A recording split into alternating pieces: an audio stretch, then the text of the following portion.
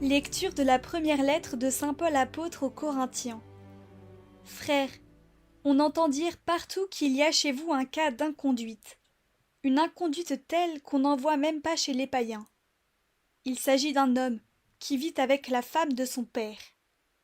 Et malgré cela, vous êtes gonflés d'orgueil, au lieu d'en pleurer, et de chasser de votre communauté celui qui commet cet acte. Quant à moi, qui suis absent de corps mais présent d'esprit, j'ai déjà jugé, comme si j'étais présent, l'homme qui agit de la sorte. Au nom du Seigneur Jésus, lors d'une réunion où je serai spirituellement avec vous, dans la puissance de notre Seigneur Jésus, il faut livrer cet individu au pouvoir de Satan pour la perdition de son être de chair. Ainsi, son esprit pourra être sauvé au jour du Seigneur. Vraiment, vous n'avez pas de quoi être fiers. Ne savez-vous pas qu'un peu de levain suffit pour que fermente toute la pâte? Purifiez-vous donc des vieux ferments, et vous serez une pâte nouvelle, vous qui êtes le pain de la Pâque, celui qui n'a pas fermenté. Car notre agneau pascal a été immolé, c'est le Christ.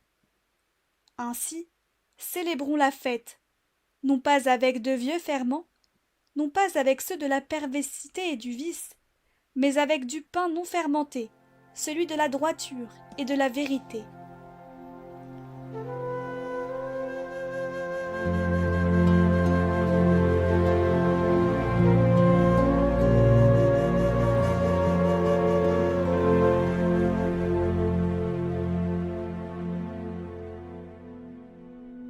Seigneur, que ta justice me conduise. Tu n'es pas un Dieu ami du mal. Chez toi, le méchant n'est pas reçu. Non, l'insensé ne tient pas devant ton regard. Tu détestes tous les malfaisants. Tu extermines les menteurs. L'homme de ruse et de sang, le Seigneur le hait. Allégresse pour qui s'abrite en toi, joie éternelle. Tu les protèges, pour toi ils exultent, ceux qui aiment ton nom.